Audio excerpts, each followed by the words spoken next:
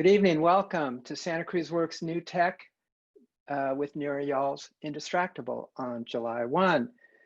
Doug Erickson, and we got Adrian and Matthew on the line. Say hi, guys. Hey guys, how you doing? Fantastic. We are supported by a remarkably talented, spiritually enlightened, and brilliant team of people. Names and faces are not enough to give them credit for all they deserve, but for now, my praise and admiration will have to suffice. We're also supported by the generosity of our benevolent sponsors. Thank you to each and every one of you for contributing to the success of this amazingly wonderful community. And of course, we need each other. If you appreciate this event and any of our community services, here's something you should know. We are a nonprofit events and news organization. We rely on people like you to keep us going. Every member makes us stronger and better. Every donor helps us deliver the jobs and skills we all need for a vibrant tech ecosystem. So please go today to www.santacruzworks.org and join. Thank you. House rules. You can hear and see us. We cannot hear nor see you. Use Q&A to post questions to Nir. We've turned off chat for now because we do not want you to be distracted. So, this webinar is being recorded and it will be for future viewing. Some upcoming events. Every Thursday of the month, we have CEO Works where CEOs share their best practices with one another and their challenges. On the 16th of July, we're doing a clinic called Conscious and Ethical Capitalism. That's going to be a cool one. And then on the 22nd, best practices for online job interviews.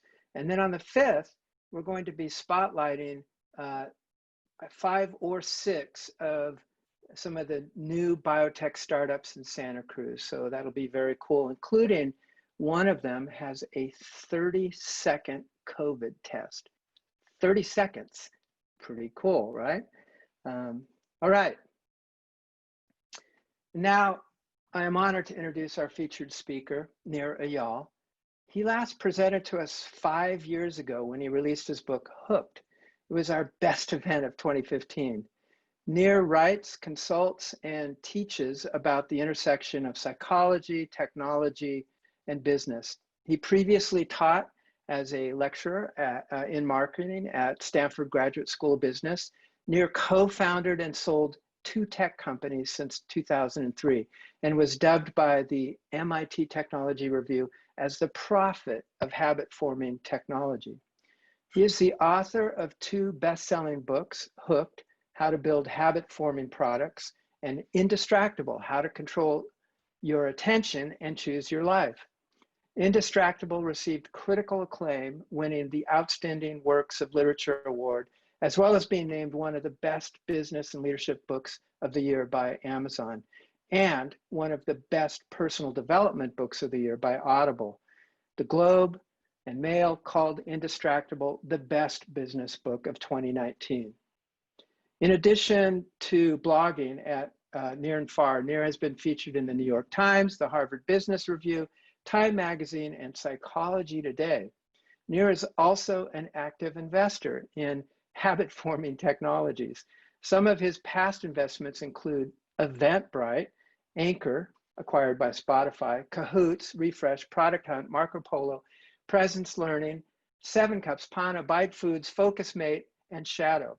I think we should ask him for his advice on investing before we let him go tonight. And now, without further ado, I give you Nir Eyal.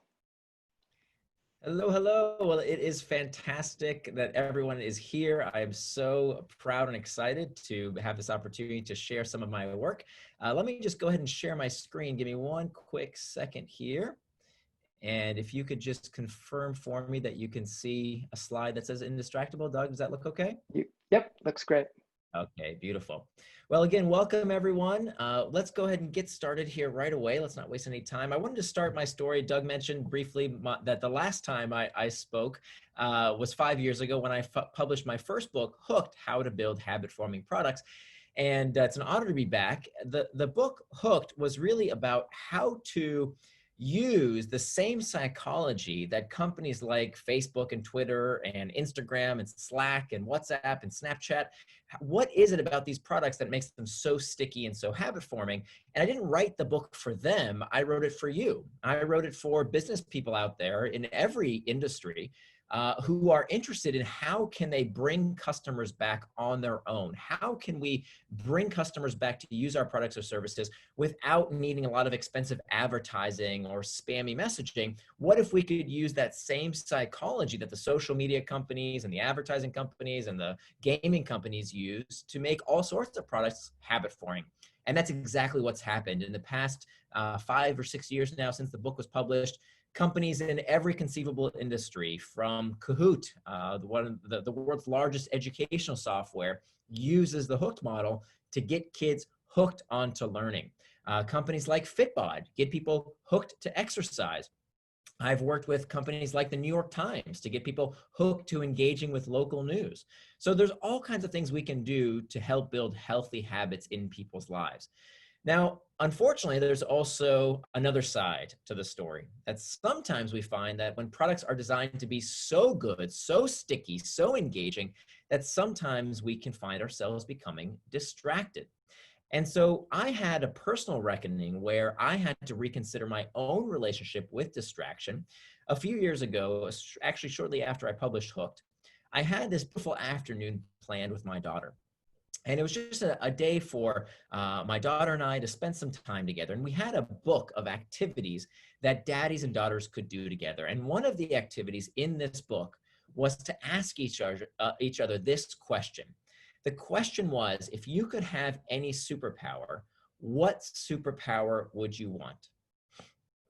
And you know, I remember the question verbatim, but I can't tell you what my daughter said, because in that moment, for whatever reason, I thought it was a good time to just check my phone for one quick second. Let me just do this one thing, honey, real quick. And by the time I looked up from my screen, I realized that my daughter was gone, that she had left the room to go play with some other toy outside. And I realized that I had blown it. I had let this perfect daddy-daughter moment evaporate because of some distraction on my phone. And so that's when I decided that if I could have any superpower, I would want the superpower to become indistractable. I think that becoming indistractable is the skill of the century.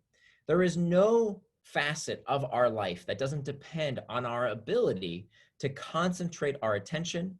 It is what drives us forward. It is what helps us do the work we know we need to do. It's about what helps us take care of our bodies and minds. It's about how we can stay focused with our friends. It's all about all these facets in our life rely upon our ability to control our attention. How we control our attention is really how we control and decide and choose our life.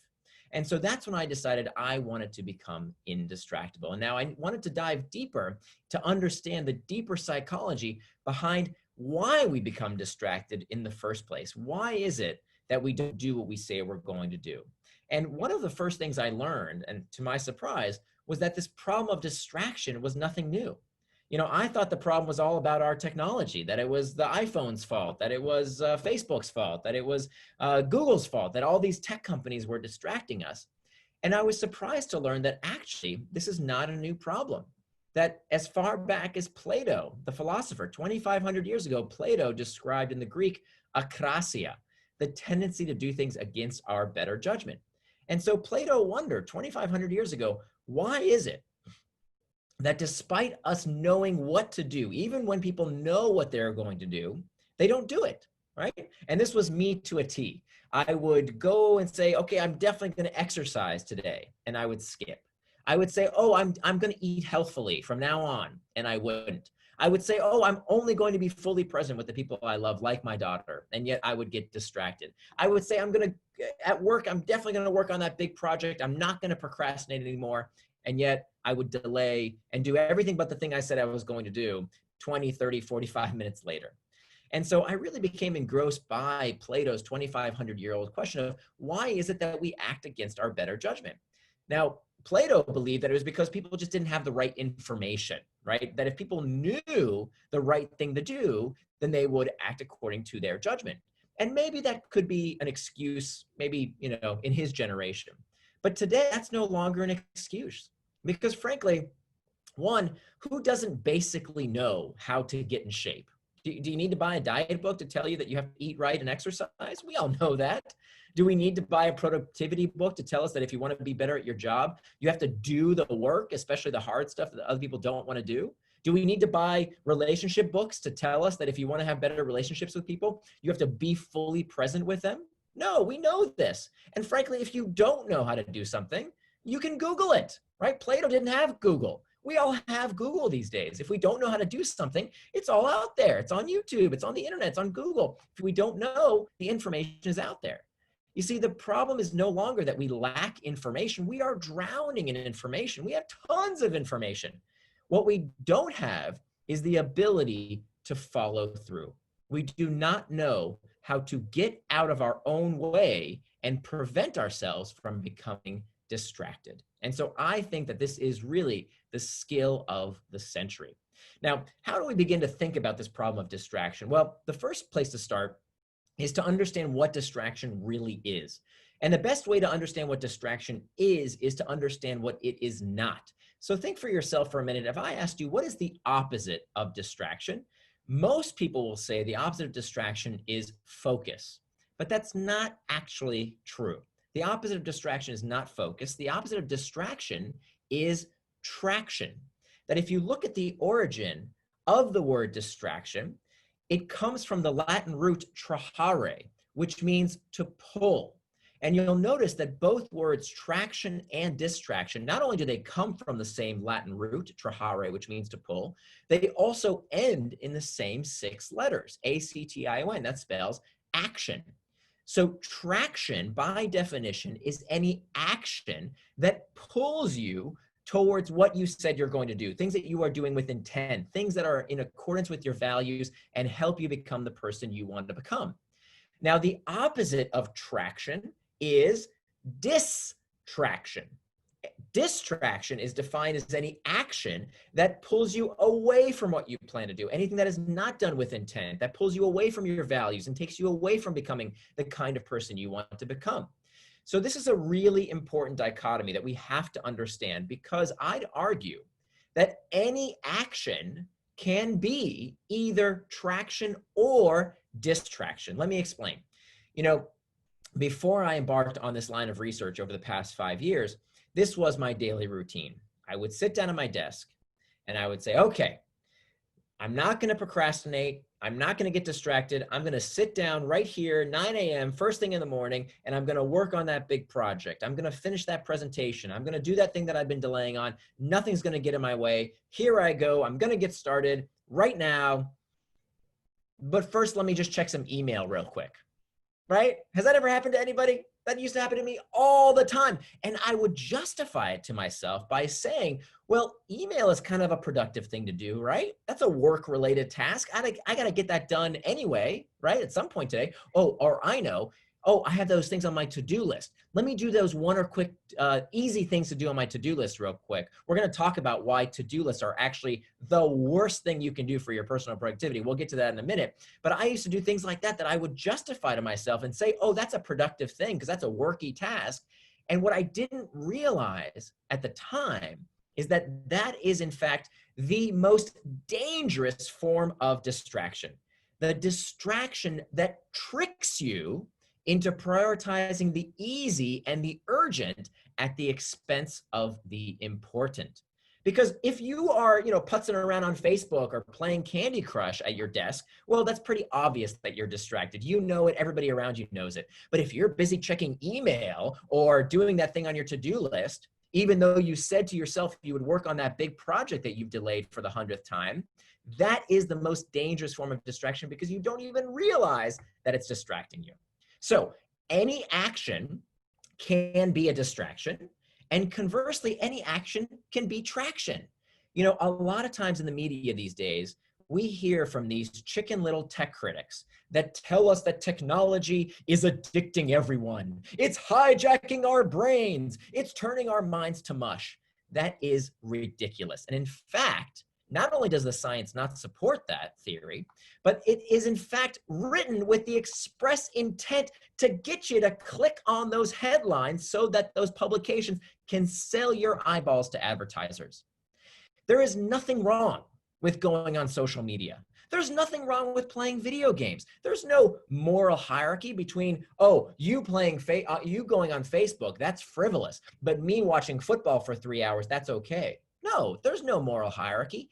Anything you want to do with your time, as long as it's according to your values, is fine. So let's stop trying to create this ridiculous hierarchy that video games are bad, but watching Fox News for 6 hours a day is somehow okay. No, whatever it is that you want to do on your schedule and according to your values is fine, as long as it is done with intent. The difference between traction and distraction is one word, and that one word is forethought. The time you plan to waste is not wasted time. So as long as you do these things on your schedule, not the tech companies, there's nothing wrong with it. It's traction rather than distraction. Okay, so now we understand the difference between traction and distraction. Let's talk about what prompts these actions. The first is what we call an external trigger. An external trigger is something in our outside environment that moves us towards traction or distraction. This is the usual suspects, you know, the pings, the dings, the rings, all of these things in our outside environment that can lead us towards distraction. Now, we're going to get back to those external triggers and how we can hack back at those external triggers, but that's not the leading cause of distraction. What I realized in my 5 years of research was that in fact, most distraction does not occur outside of us, but in fact, what we find based on time studies is that most distraction begins from within. We call these internal triggers. Internal triggers are responses to uncomfortable emotional states, and it is where we must begin our journey to becoming indistractable. You see, these uncomfortable sensations are the reason why we do anything and everything. If we are going to answer Plato's 2,500-year-old question of why do we do things against our better judgment, we have to understand what motivates us to do everything.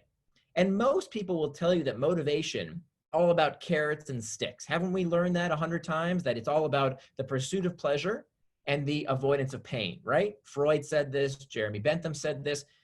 Unfortunately, neurologically speaking, we now know that that is not true.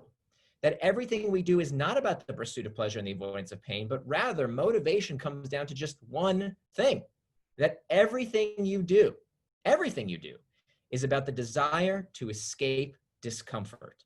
Even the desire to feel pleasure, right? Wanting, craving, lusting, desire.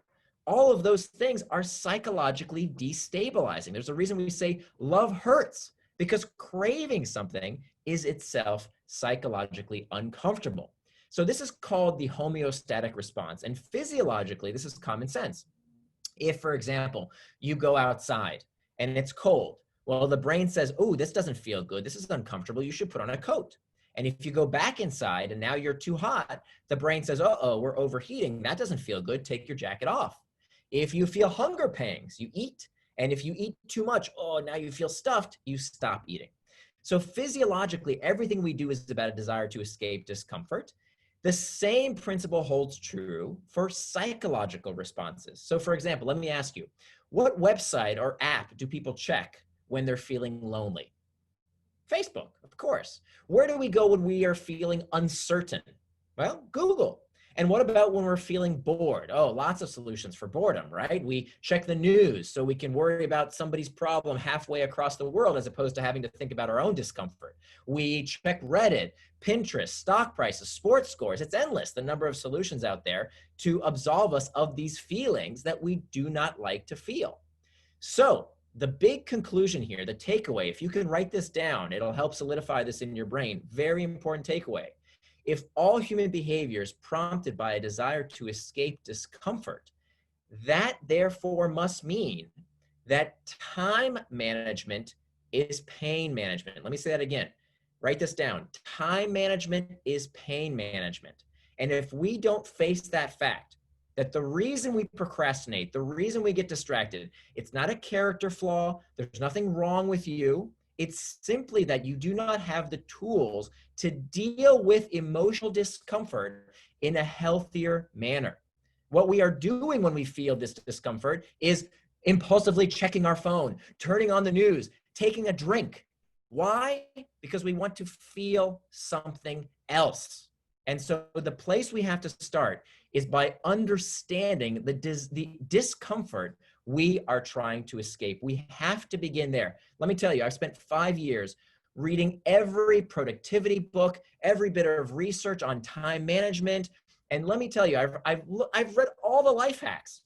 None of it works. None of it works unless you start by understanding that the reason we get distracted, the reason we procrastinate, the reason we don't live the kind of lives we want because we don't do what we say we're going to do is because we do not know how to deal with emotional discomfort. The good news is that there are two solutions. We can either fix the source of the discomfort, figure out what is causing us that emotional discomfort, whether it's anxiety, boredom, loneliness, fatigue, uncertainty, whatever it might be, fix it where we can, okay? But where we cannot fix the source of the discomfort, our only other option is to learn to cope with it in a healthy way that leads us towards traction rather than distraction. So I don't want this to just be a highfalutin psychology presentation. I want to sit down and actually give you some very actionable tips that you can use immediately to help you become indistractable, with the understanding that this is the tip of the iceberg, okay? I can't cover everything I have in my book in 30 minutes, but I'm going to give you some very actionable tips right now that you can use to help you master these internal triggers. Starting with a very simple step that psychologists tell us is incredibly empowering, which is when we feel these uncomfortable sensations well up inside us, no matter what it is, boredom, uncertainty, fatigue, anxiety, stress, if we can just take a second and write down, physically just write down what is that sensation, that's a great first step. Then what we want to do is to get curious about that sensation, not contemptuous. Many people fall into two categories when it comes to distraction. We call them the blamers or the shamers. The blamers, they say, oh, it's my technology that did it to me. It's Facebook, it's Twitter. That's why I keep getting distracted. Or this is what we hear a lot these days. It's the modern world. You know, the modern world is so distracting these days. Well, what exactly do you propose we do about that? Is Facebook going to go out of business? Is Apple going to shut down? Do we have a magical time machine to take us back to some undistracted age? No, that age never existed. So arguing about these things that we blame outside of us is futile. They're not going away. The other extreme is what we call the shamer. The shamer doesn't blame things outside themselves. They shame themselves. Here's what this sounds like. Oh, you know what? I always do this. I always get distracted. I must have a short attention span. I better visit a doctor or something to get a pill to help me fix this problem. There must be something, broken inside me. And so that's the kind of conversation that a shamer would have with themselves. And it turns out that when we have that kind of dialogue, shame is a very uncomfortable internal trigger. We don't want to feel shame. And so what do we do when we feel worse about ourselves? When we feel shame, how do we escape it? Guess what? We look for even more distraction to take our mind off of that shame. So we don't want to be a blamer. We don't want to be a shamer. We want to be what we call a claimer. A claimer claims responsibility not for how they feel. This is a really important insight. You have no control over your urges and feelings. You do not control those things. If I told you, don't feel the urge to sneeze, that's ridiculous, right? You can't control the urge to sneeze. Once you feel the urge to sneeze, you've already felt it, right? It's too late. You can't control the urge to sneeze any more than you can control your urges to check your phone or your feelings of boredom or loneliness. You don't control those things. What you do control is how you respond to those sensations, hence the word responsibility. So when you feel the urge to sneeze, do you sneeze all over everyone and get them sick? Or do you take out a handkerchief and cover your face so you don't infect others, right? When you feel boredom, loneliness, fatigue, uncertainty, Do you immediately check something? Do you drink something? Do you turn on the news so that you can escape that discomfort? Do you check email so you don't have to deal with other things? Or do you deal with that discomfort in a healthy way by claiming responsibility over it? Now, here's one tactic that anyone can use starting today called surfing the urge. Now, surfing the urge is one of these habits that we can impart, that we can adopt for ourselves, so that when we feel this emotional discomfort, it leads us towards traction rather than distraction. Here's how surfing the urge works. Every time that we feel the temptation to get distracted, right? Whether that's, oh, I just want to check email when I should be working on a big project, or let me just check the news for a quick minute, or let me just have that piece of chocolate cake that I know I shouldn't have, or smoke that cigarette I know I shouldn't smoke. Every time we feel that urge, we're not going to blame others. We're not going to shame ourselves. What we're going to do is to tell ourselves the 10-minute rule. The 10-minute rule says that we can give in to any distraction, but not right now. Okay, not right now. We will give in just 10 minutes of surfing the urge. And I know I'm talking to people who live in Santa Cruz, so this metaphor works perfectly. We surf our urge just like a surfer on a surfboard. Because what we don't realize is that these uncomfortable emotional states, they're just like waves. They feel like they're going to be there forever. When you feel angry or uncertain or stressed or fatigued or anxious, you feel like it's going to last forever. But that's never the case. These urges are like waves. They crest and subside. And so if we can surf that urge like a surfer on a surfboard, this is how we are able to master these internal triggers. So what does this look like? So every time every day, I do writing. I'm an author, so I write for a living. And when I do my writing for the day, many times I'll have this urge to just, let me just Google something real quick, or let me do something else that's not what I said I was going to do. I set my timer for 10 minutes. I'll tell my phone, set a timer for 10 minutes. I'll put it down. And now my job for those 10 minutes is to just surf the urge, to just feel that sensation for just a few minutes, or get back to the task at hand. And what you will find by the time those 10 minutes are up, you will find that sensation, that urge to get distracted has dissipated. Okay, 9 times out of 10, that's what's going to happen. And what you're doing is building this habit. You're building this muscle of being able to surf the urge as opposed to giving into it constantly. So those are just a few techniques. This is the tip of the iceberg. There are dozens of other ways that we can master these internal triggers in my book, Indistractable. But for the sake of time, let's move on to the next step to becoming indistractable, making time for traction. Now, we talked about the difference between traction and distraction. Traction is any action that moves you towards what you say you're going to do, towards your values, helps you become the person you want to become. And distraction is everything else. But let me ask you something. How do we know the difference for every minute of our life? How do we actually know what we are supposed to be doing? What I discovered was that, and here's another thing I'd love for you to write down, is that you cannot call something a distraction unless you know what it distracted you from. How can we possibly say we got distracted by something if we didn't know what it was that we wanted to do with our time? It turns out that the vast majority of people out there don't keep any sort of a schedule. They just live their lives based on whatever it is that they want to do at that moment.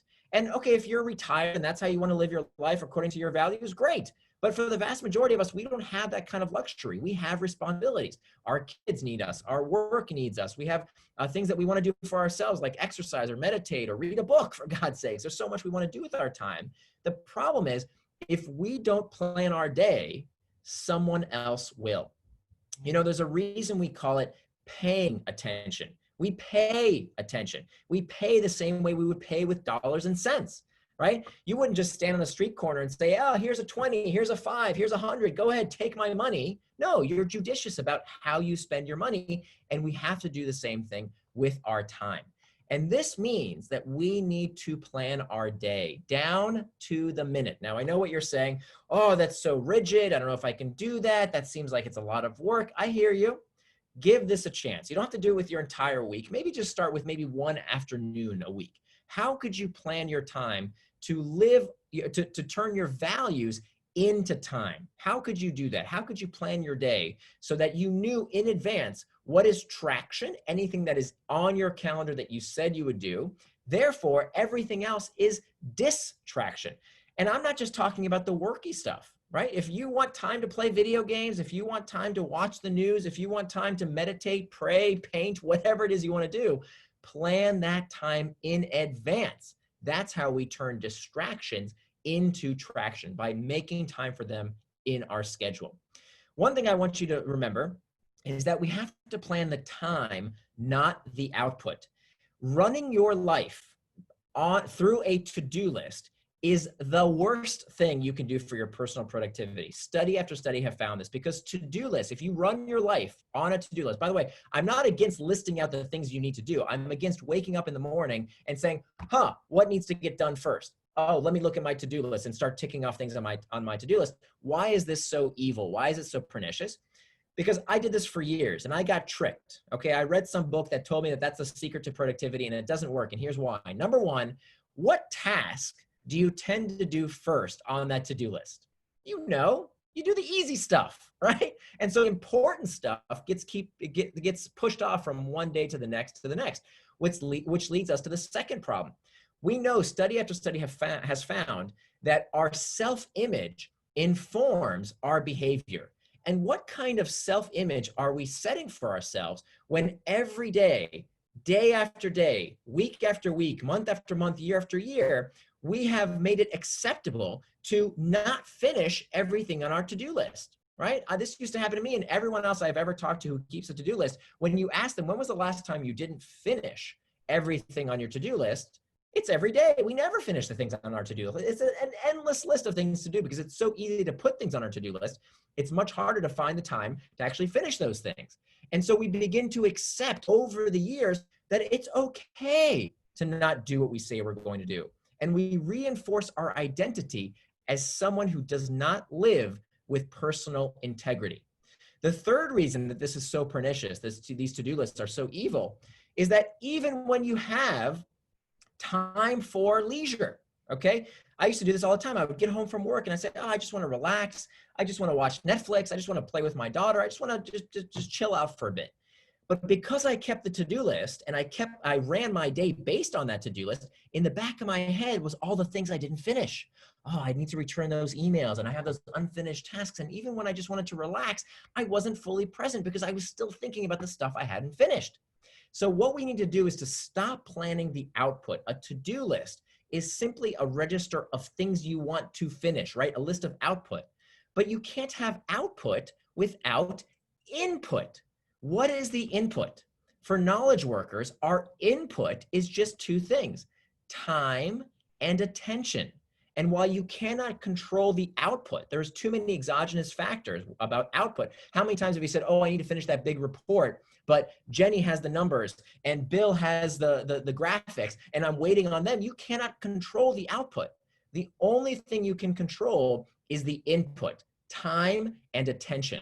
And when we keep a time box calendar and we measure ourselves not by how much we finish, not by how many boxes we ticked off of our to-do list, but rather how well did we work on the task we said we would work on for as long as we said we would without distraction. That is your only metric of success. Did I do what I said I would do for as long as I said I would without distraction? That's it. That's the only way you measure yourself. And when you do that, it turns out you will accomplish more, you will finish more tasks than the person who uses the to-do list. Okay, so plan the time, keep a time box schedule, don't let to-do lists run your day. The second thing we need to do is to spend less time communicating and more time concentrating. If you want a huge competitive advantage over everyone else in your field, make time to think.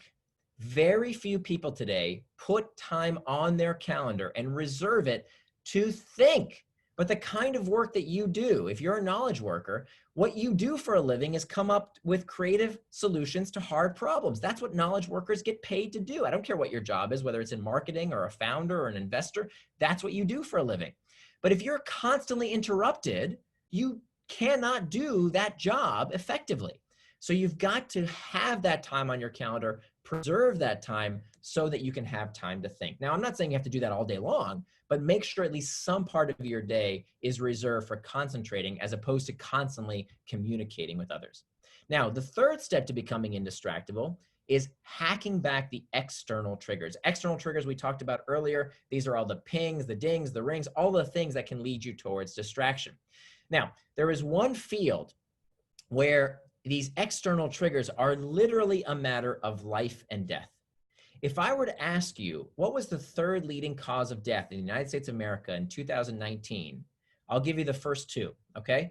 Number one was heart disease. Number two was cancer. The third leading cause of death in 2019, if it were a disease, believe it or not, would have been prescription mistakes.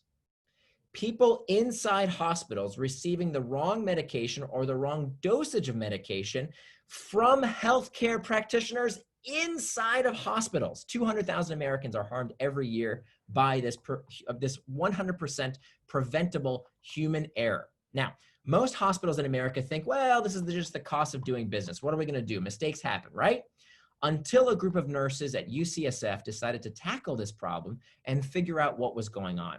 And what they discovered was that the reason that these healthcare practitioners were making so many mistakes and giving people the wrong medication was that they were constantly distracted. They were getting tapped on the shoulder by their colleagues, and every time that happened, they made mistakes. And so this is exactly what happens to us. Even if you're not in healthcare, this is what happens every time you are interrupted. You don't realize how much better your performance would be if you did what you needed to do without distraction. So there's actually a happy ending to this story. It turns out that these nurses, when they studied why healthcare practitioners made so many prescription mistakes, they found a solution that reduced the number of errors by 88%. They almost eliminated this problem completely. And you know what they did? It wasn't some multi-million-dollar technology. It wasn't some complicated retraining program. You know what it was? Plastic vests. Plastic vests that these nurses wore that told their colleagues, do not disturb drug round in progress. And this kept those distractions from their colleagues at bay. Now, I know very few of you are in the healthcare practice, so why am I telling you this story? This is a very common problem for knowledge workers, that if you go back to work in an open floor plan office, you know how distracting those open floor plan offices can be, right? Or for those of us working from home, our children, we love them to death, but they can be incredibly distracting. Well, what do? When we go back to work in an open floor plan office, here's one solution. Every copy of my book, Indistractable, comes with this screen sign. It's a piece of cardstock. You rip it out of the book and you put it on your computer monitor when you need that hour or two of focused work time. Now, what if you work from home? Okay, you've got your kids around you, right? Many of us are still on quarantine. We're trying to social distance, but we have our kids at home that now we're supposed to be homeschoolers as well. What do you do if you're trying to get work done and your child interrupts you? Well, after you share your schedule with them and you make sure that they understand that you've planned time in your day when you need time for focused work, another thing you can do is to use what we call the concentration crown. So this is a picture of my wife, and this is a tactic that we've used with my daughter since she was just 5 years old. Every time mommy or daddy wears the concentration crown, this is a $5 wreath thingy that we bought on Amazon. Anybody can get it. Here's my concentration crown. It's just a silly hat, right? You can wear any silly hat that you have at home.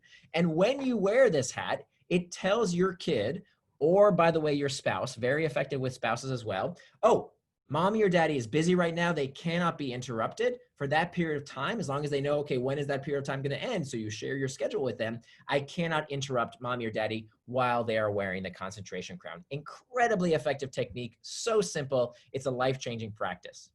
The next thing we can do is we can use our technology, ironically enough, to block out tech distraction, right? We can hack back our technology. There are tactics that we can use. It comes on everybody's phone. Do not disturb while driving. A beautiful technique. I get this question all the time. But yeah, I'm in the sales industry, or I'm in client services, or I have a distributed workforce. I have heard every excuse in the book. What if I'm needed urgently? Okay, I get it. There's technology that helps you solve this problem. With one button, you click do not disturb while driving while you're doing your focused work time. And if someone calls or texts you, they will receive an automatic reply that says, I can't talk right now, but if this is urgent, text me with the word urgent. I've been using this tactic for 3 years now. Nobody ever has texted me with the word urgent because they can wait 30 minutes or 45 minutes. But if you're worried, if those internal triggers are too much for you and you're worried that somebody really does need you, if they text the word urgent, then the call will come through. So now there's no excuse for not blocking off that time for making sure you can do your best work without distraction.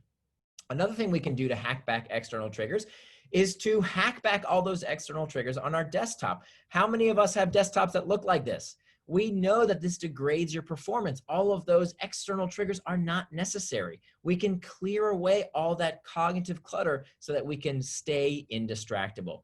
The same goes with our phones. Oh my goodness, how many notifications and pings and dings do we have on our phone that are not necessary? We don't have to live like this. It takes 15 minutes to clear away all that clutter by asking ourselves the critical question, is this trigger serving me or am I serving it? Now, it's not that the technology is bad.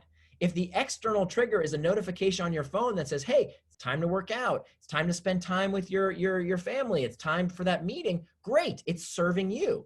But if you're with your daughter, as I was, having some playtime, and now my phone rings, and now I'm being pulled away from something that I wanted to do and someone I love very much, well, now I am serving the technology. So it's really about asking ourselves, when is that trigger serving me and when am I serving it? Adjusting those notification settings and leaving distracting devices out of meetings. If we are going to meet together in the physical world, whether it's with our colleagues or with our family, we need to leave these distracting devices outside so that we can be fully present both in body and mind. Now, finally, the last step to becoming indistractable before we take some questions, the fourth and final and perhaps the most important step is to prevent distraction with pacts. Now, this is what we do last, okay? Do not jump the gun in the technique I'm about to explain to you. Make sure first and foremost that you master the internal triggers, that you make time for traction, that you hack back the external triggers. Then, as a last line of defense, as a firewall, we're going to use this last tactic. Now, what is this tactic? This is all about making pre-commitments, making a pact with yourself or with somebody else to make sure that you don't get distracted in that moment of temptation. Now, this is actually one of the oldest techniques in the book. As far as 2,500 years ago, the first recorded case of someone using one of these pre-commitment devices comes to us from the story of Ulysses in the Odyssey. Ulysses is this Greek hero who has to sail his ship past the island of the Sirens. Now, the Sirens are these mythical creatures that sing this magical song, and any sailor who hears the siren song can't help but crash his ship onto the shore of the Sirens Island. Now, Ulysses knows this is going to happen. So what does he do?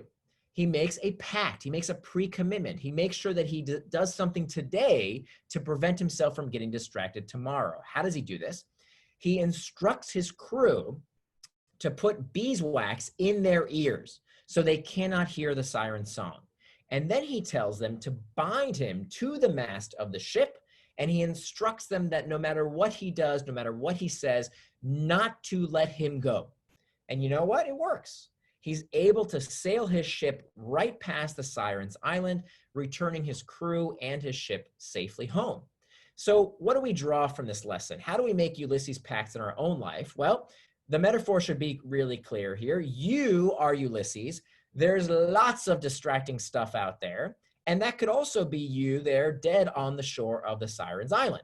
So we need to make these kinds of Ulysses pacts on our own to make sure that we don't get distracted in a moment of temptation to do something that we later regret. Now, the good news is that there are thousands of free tools out there that can help us block out tech with, ironically enough, more tech, right? So when I do my writing every day, I have this wonderful free app called Self-Control on my desktop. And every time I do my writing with just one click of a button, all the potentially distracting websites like the news or email or Facebook or whatever are blocked out so that if for a moment I forget about what I wanted to do and I'm tempted and everything else fails as the last line of defense, I can't access those sites while I'm doing my focused work.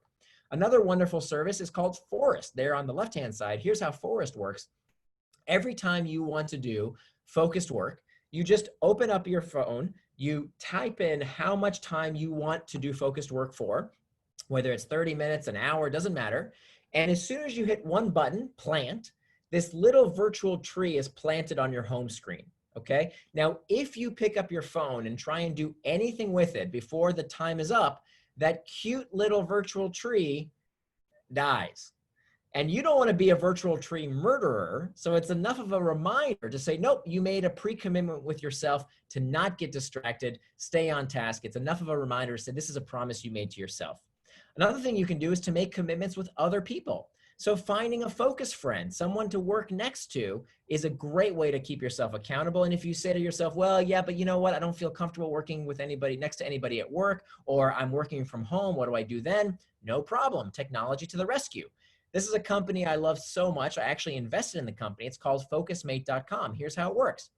Sign up for a time of day when you need to do your focused work. You pick a time. You're matched with another person, another member of this site. And at that time, when you show up, you better show up because you're going to get a bad review if you don't. When you show up, you see them on your computer monitor, as you can see here on the right-hand side. This was a medical school student in the Czech Republic who I was matched with. He was studying human anatomy. I was preparing for this presentation, and we just said hello and got to work. And it's amazing how just having another person keep you accountable, that they're working on what they need to do, you're working on what you need to do, incredibly effective, especially if you're the kind of person who has trouble getting started in the morning, like I sometimes do, knowing that, oh, somebody's waiting for me at 9 o'clock. I better be there first thing in the morning, because if I don't, I'm going to get a bad review, is a wonderful technique, fantastic technology that you can use. So we can reduce distraction with pacts. There's a lot more we can do here. Of course, we can use tech to block out tech distraction. There are other types of pacts we can make, including effort pacts, price pacts, identity pacts, which we didn't have time to talk about, but very, very effective techniques as well. But there is a bit of warning here, okay? This technique, you have to be careful how you apply, because it can backfire. And it backfires for two reasons. Number one, if you use it out of order. So again, this is the last line of defense. This is what we do after we've done the other three steps of mastering the internal triggers, making time for traction, and hacking back external triggers. Preventing distraction is what we do last. The second way that this can potentially backfire is that we know that for some people, when they fail, right, when they fall off the horse and are not, some people are not able to get back on track. Now, look, we all will fail from time to time on the path to becoming indistractable. The important thing is to not quit, is to keep trying, is to learn from our experience. Now, some people just give up. Who are those people? It turns out the people most likely to give up are the people who lack self-compassion. Studies have found that people who are more self-compassionate are much more likely to reach their long-term goals. Well, how do we cultivate self-compassion? It's actually quite simple. We talk to ourselves the way we would talk to a good friend. So for example, if I told you that I was embarrassed about what had happened with my daughter, that I got distracted even though I wanted to be with someone I love very much, would you tell me that I'm a horrible father, that I'm a terrible human being? Not if you were my good friend, you wouldn't say those things. And yet, ironically enough, that's the kind of conversation I had in my very own head. And it wasn't helpful, and it wasn't true. And here's what else isn't true. This ridiculous idea that technology is hijacking our brains, that there's nothing we can do about it. That is just not true, because there is so much we can do to fight distraction and become indistractable. We can master the internal triggers. We can make time for traction. We can hack back the external triggers, and finally prevent distraction with pacts.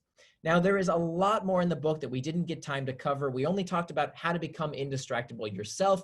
We didn't talk about all the environments that we are expected to be indistractable in. For example, what happens if you work in a very distracted work environment? Well, there's a section on how to build an indistractable workplace. What about our kids? How do we teach our kids to become indistractable? There's a whole section on the book on how to raise indistractable kids. And then there's finally a section on how to have indistractable relationships, how to be an indistractable lover, how to be indistractable with your friends, and how to help them become indistractable as well. So I hope you will check out all the content we didn't have time to talk about so far by checking out the book Indistractable. But the message I want to leave you with is that we can do this. That, there is the antidote to impulsiveness is forethought. We talked about this earlier, how the difference between traction and distraction is simply planning ahead. And it turns out the people who are indistractable, they don't have, superhuman amounts of willpower and self-control. That fails. Willpower and self-control fails over time. What doesn't fail is having a system in place, is making sure that we prevent distraction tomorrow by taking action today. I believe that we can get the best out of these tools and technologies without letting them get the best of us, because we can all become indistractable. And with that, I'd love to take some questions, but before I dive in, I have a very quick favor to ask. If you wouldn't mind just taking out your phone, if you have a phone with you, or you can go to this URL. If you open up your Android or iPhone, you can just point it at that QR code and it will take you to this URL. If you're on your computer, you can just go straight to that URL, opinion2.us. Very short Google form. I would love to know what you thought of this presentation. It's only 5 questions. Would love your feedback on the presentation. Please let me know what you thought. And if you do that, you will get a link to my SlideShare page where you can have all the slides you just saw so that you can share them with your family, your friends, who are your colleagues. Feel free. And if for some reason we don't get to your question today, please feel free to reach out to me on my blog, nirandfar.com. You can see the URL right there. There's a contact form, and I'd be happy to answer your questions as well. Thank you so much. Wow, Nir, thank you so much for that. What a great presentation. Just looking forward to all the takeaways that that you brought out to put into place tomorrow. So thank you very much. We have some great questions, some really good questions. I'm gonna start off with the first one. Dagmar, she always asks some great questions. Question regarding the time to think schedule. How do you schedule time to think and be creative? I personally cannot be creative on command. Can you? If so, how do you block out the mental distractions and call in the muse? Yeah, so this is actually a well-explored topic. It's actually a myth. That you can't plan time for creativity, that in fact, you are much more likely to be creative when you make that time. That people think that the muse, as the question alluded to, strikes at random. But there's a wonderful book, I know many of you have probably read it, that by Stephen Pressfield, where he talks about the resistance and how, the reason that most people don't have creative output is that they don't make the time to put their butt in the seat and make themselves available for the muse to come down. They carry around these amazing world-changing ideas in their head, but they don't plan the time to actually create the output, to actually do the work. And so you have to actually plan that time. And it turns out, if you make that time in your day to do the creative work, that is when the muse comes to you, is when you have that regular time. Now, does it always come? No. But you are much more likely to do that creative work when you have that blocked time on your schedule to say, you know what, for an hour and a half, 2 hours, whatever time you can allot for this particular action on your calendar, if you can consistently put that time on your calendar, that's when the creativity comes to you. The muse knows when you schedule the time to be creative, and that's when we can do more creative work. That actually study after study has found that constraints make us more creative. Constraints make us more creative. That the worst part of being an artist is the blank canvas. The worst part about being a writer is the blank page. So having constraints on your calendar and saying, okay, I only have an hour and a half. I'm gonna bang out 30 cool ideas, or I'm gonna do sketch as quickly as possible, or I'm gonna do whatever it is I need to do, but under a constraint actually makes us more creative, not less. Nice, okay, nicely answered. Okay, next question, and this is something you definitely already discussed, but maybe get a little bit more on it.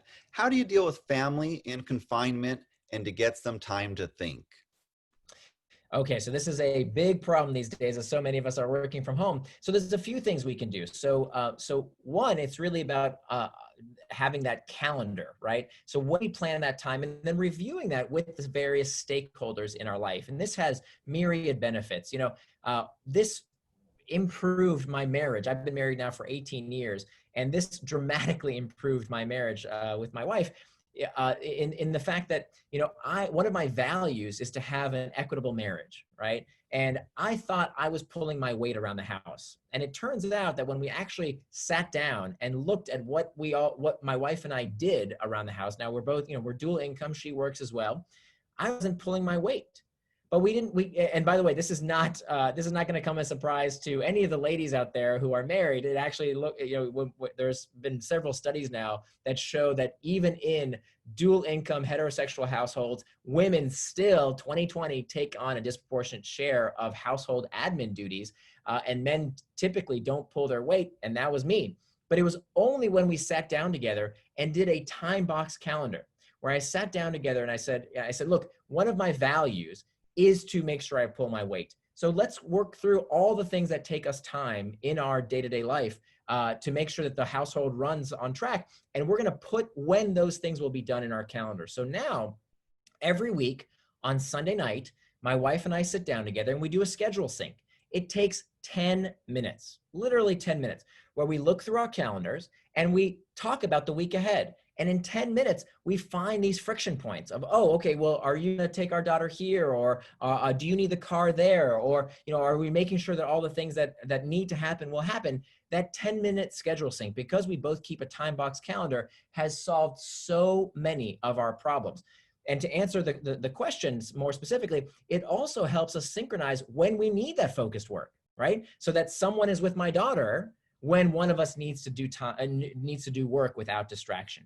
So that process of scheduling time and then synchronizing your schedule is a huge benefit of keeping a time box calendar. By the way, this is how we manage up when it comes to our bosses, right? If you find that your boss is distracting you constantly, this is a wonderful technique, a life-changing practice of sitting down with them for just 10 minutes a week and saying, okay, boss, here's what my schedule looks like for the week ahead. Here's where I put all the priorities you gave me. Now you see this other list over here. Here's all the tasks you asked me to do that I'm having trouble finding time for. Can you help me switch out the priorities? Because this helps us avoid some of the worst personal productivity advice out there, which is, I know you've heard it a million times, if you want to stay focused, you have to learn how to say no. What kind of stupid advice is that? You're going to tell your boss, the person who cuts your check every month, you're going to tell your boss no? You're going to get fired. That's terrible advice. Instead, what you want to do is have your boss be the person who says no by showing them, here's my calendar, right?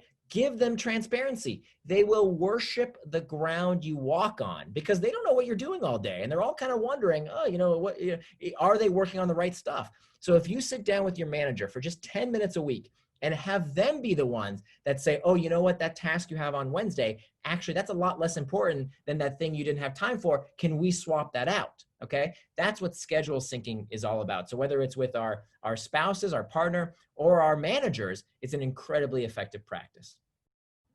Okay, so Jared has a good question.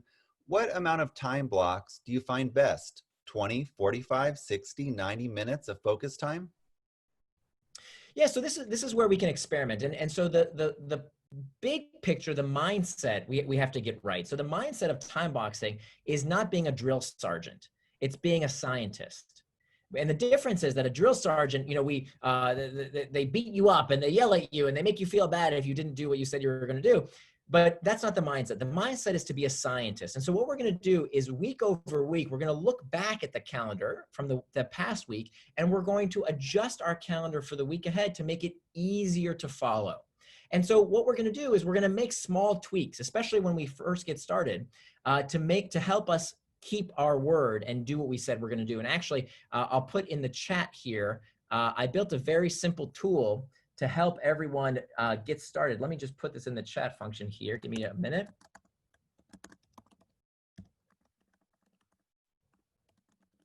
Okay, so this is, I oftentimes get asked, wait, could everybody see that? I'm not sure.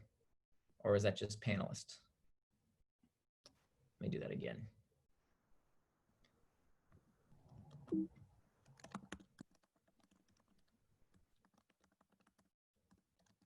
There we go. Okay, so this is a tool I built because I got asked this question very often around like, well, how do I make a time box calendar and which tool should I use? Should I use Google Calendar or Microsoft Office, or how do I get started? So I built this tool from scratch. It's totally free. You don't have to sign up for anything. It's just a tool online to help you get started with time boxing. What I generally do, I don't schedule anything on my time box calendar that takes less than 15 minutes. If it takes less than 15 minutes, I'll bundle them together. So let's say it's a bunch of admin tasks, right? I need to call I need to call Verizon, or I need to, call the airline or something like that, or make a reservation. So many times I'll bundle those together if they're small tasks that don't take all that much time. I'll put time for those things in my calendar. Very similar to how I handle email. I think there's some bad advice out there that if an email takes you, or if the part of the orthodoxy that we hear sometimes is that if something takes you less than 2 minutes, just do it. Okay. I think that's actually terrible advice, because what happens is if we don't batch those tasks, for example, email, any one email can take less than 2 minutes to answer. But when you're getting 30, 40, 50, 100 emails a day, if you just answered every 2-minute email, that's your entire day. You can't do that. So it's really about batching these techniques, or these tasks into time boxed, time boxed blocks on your calendar. Okay, there's so many good questions. I'm gonna get to Greg's question next, but here's this question, and it's a little bit long, so just tune in. It is a distraction. Is it a distraction if I deal with a discomfort by doing an activity that is initially more discomforting, but over time, it reduces the initial distraction? For example, if I find US politics extremely discomforting, I go for a long run. A run hurts at first, but eventually the endorphins erase the discomfort. So it's really about intent. So I'm not here to be a critic of how people spend their time. If people want to spend their time running, run. If you want to spend your time meditating, great. If you want to play video games, it's not for me to judge. It's really about your values. What are values? Values are defined as the attributes of the person you want to become. So the key question here is, how would the person I want to become spend their time? And so how do I turn my values into time? Well, you do that by planning ahead. So if you want to stay abreast on politics, if that's one of your values, to be an involved citizen, great. I'm not going to say not to. Fantastic. If some of your values is to take care of your health and make sure you get a run every day, fantastic. It's about planning that time, because I would argue, if you said to yourself, no, I need to stay, one of my values is to keep up to date on current events so that I can be an informed citizen, but then you escape that discomfort by going for a run, I would argue the run is the distraction, because what you plan to do was to read the news, or for example. So it's not about the action itself. It's about whether you are doing it with forethought. Great. Okay, so next question. Time management is pain management. I love it. Can you say more about the discomfort/pain that most people are avoiding? Is it physical, like hunger, back pain, etc., or more often is it emotional? Emotional. We're talking about the emotional pain here. It's the emotional discomfort of boredom, loneliness, fatigue, uncertainty, stress, anxiety. It's these uncomfortable internal triggers that it's hard for us to even articulate, right? We can say, oh, I'm hungry, I need to get a snack, or my back hurts, or something like that. We can articulate that stuff. What's much more difficult to articulate is the icky, sticky truth of, oh, you know what? When I check my email for the 1,000th time of the day, it's because I feel uncomfortable with the uncertainty of not knowing what to do next. That sucks, right? But we have to face facts. We have to face reality that this is why we procrastinate and distraction. Again, it's not a character flaw. There's nothing wrong with you. It's simply that we don't have those habits in place to deal with that discomfort in a healthy way that leads us towards traction rather than distraction.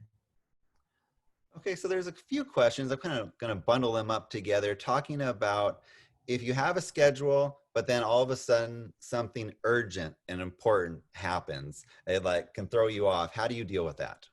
Yeah, fantastic question. Okay, so the difference between someone who is indistractable and someone who is distractible is not that the indistractable person never gets distracted. So I made up the term, by the way. It's a word I made up, so I get to define it any way I want. So being indistractable does not mean you never get distracted. It means you strive to do what you say you're going to do. You strive to live with personal integrity. The difference between a person who is distractible and indistractable is that the indistractable person learns why they got distracted and does something to prevent it from happening again in the future. Paulo Coelho has a wonderful quote. He said, "A mistake repeated more than once is a decision." A mistake repeated more than once is a decision. So what most people experience is that they keep getting distracted by the same things again and again and again, right? You've missed the 10th workout you said you would go do. You've procrastinated on doing something at work for the 100th time. You know, your phone rang. You got stuck in traffic. These things are predictable, right? They keep happening, right? If, oh my goodness, you know, something really unbelievable that never happened but once happens, okay, forgiven. But if it keeps happening and you don't learn from it, now it's on you. So what we do is essentially we recognize that there are only three sources of every potential distraction. Either it's an internal trigger, an external trigger, or a planning problem. That's it. Any repeat distraction has only one of three causes. So what do? We look at that in the week ahead when we make our time box calendar, and we consider, okay, I got distracted. Why? Internal trigger, external trigger, or planning problem. Do I not have the right tools in my tool shed so that when I feel these uncomfortable internal triggers, I know how to deal with them in a healthy way? Okay, what am I going to do next time I feel the boredom, the anxiety, the stress, whatever it was that led me towards distraction? Was it an external trigger? How can I make sure that I can hack back those external triggers, whether it's from email or group chat or meetings? I talk about every single one of these things and how to hack back in the book. Or was it a planning problem? I didn't allow enough time, or maybe I allotted too much time for a particular activity. So how am I going to learn from that and adjust my calendar and my life in the week ahead? Okay, great. Now we're going to wrap it up. We have three more questions. I think a couple might be a little bit shorter. First one, does meditation and mindfulness help master internal triggers? So I only talk about meditation. I only mention the word meditation one time in the whole book when I say I will not be talking about meditation for the whole book. Not that meditation doesn't work. If meditation works for you, wonderful. Keep meditating. If it's something that's in accordance with your values, keep doing it. There's a little secret out there that a lot of people, it doesn't work for. Okay, and for certain problems, it can't work for. There are certain problems we cannot meditate away. And that's where I talked about in the very beginning of the presentation that to deal with these internal triggers, we have to either learn to cope with the discomfort, which meditation can help us with and mindfulness can help us with. But some problems we have to fix, right? We can't meditate every problem away. We have to actually get our hands dirty and fix the source of the discomfort. So I don't talk about meditation in the book much. Again, not that I don't think it's a healthy practice. I think it's wonderful. If it works for you, keep doing it. But there are 100 other books that tell you how to do that. So I didn't want to rehash stuff that's been written about already. Mindfulness, I do talk a little bit about acceptance and commitment therapy, which is a form of mindfulness where we talk about some of these techniques like the leave on the stream technique or the 10-minute rule, you could say is a form of mindfulness. But I get very specific about that type of mindfulness. It's a very specific practice that I think most people probably haven't heard before. For example, the 10-minute rule. Okay, what advice can you give on investing? Investing. Yeah, that's something you want to tackle here. That's a left turn, but, Is that going to be next week's event? maybe we should do another one. Yeah. So I always look at when I do my angel investing, I look for companies that have this GEM framework. It's growth, engagement, and monetization, that every business needs to have a strategy for growth, right? How do you acquire customers profitably, where the lifetime value is higher than the cost of acquisition? How do you have an engagement strategy? How do you bring people back? So that's my area of expertise in terms of habit forming products and how products are designed to be engaging. And then the last part of GEM is growth, engagement, and monetization. So you need to have a plan for how do you sustain the business. So what I look for in a startup is 2 out of the 3 with a plan for the third. If you have all 3, then you're not a startup anymore. But that's what I look for. And I apply specifically my own secret sauce, so to speak, even though everything is in my first book, Hooked, to figure out how we can use habits for good. So I look for companies that can apply habit-forming technology to make the world better. For example, with Kahoot, getting kids hooked onto education was an investment I made, best investment I've ever made, actually. And so I look for the application of my work in these businesses. Great. Thank you for indulging us on that one. I think Doug will be happy you answered that. Okay, My last pleasure. question. If you wanted our attendees to take away one thing from tonight, what would that be? Yeah, so I think if you summarize the book, it would be that the antidote to impulsiveness is forethought. The antidote to impulsiveness is forethought. That human beings have this amazing ability that no other creature on the face of the earth has, which is that we can see into the future with greater fidelity than any other animal. We can predict what is going to happen better than any other animal. And so we have to use that ability. That is an amazing evolutionary trait, because there is no distraction that can get the best of us if we plan ahead, right? I don't care what algorithm Facebook has. I don't care how great the shows are on Netflix. I don't care what's going on in the news. If you plan today, you can overcome distraction tomorrow. And if you wait till the last minute, right? If you wait till the chocolate cake is on the fork, you're gonna eat it. If you wait till the cigarette is lit, you're gonna smoke it. If you sleep next to your cell phone every night on your nightstand, it's gonna be the first thing you reach for before you even say hello to your loved one. So the antidote to impulsiveness is forethought. It's about planning today to make sure we don't get distracted tomorrow. And interestingly enough, it doesn't require willpower. It doesn't require self-control. It requires putting a system in place. Okay, thank you. Thank you so much, Nir. Sorry that we weren't able to answer all of your questions. If we did not get to answer your question, just please go to nirandfar.com and go ahead. I know there's ways you can reach out to Nir. I think that's it. Now we'll hand it off back to Doug. Hey, I want to thank you, Nir. That was really enlightening for the many of us who are so easily distracted. So my pleasure. My pleasure. Thank you so much for having me. It's great to have you back. Every 5 years? Yeah, I'll see you in another 5, hopefully sooner. All right. Thank you so much.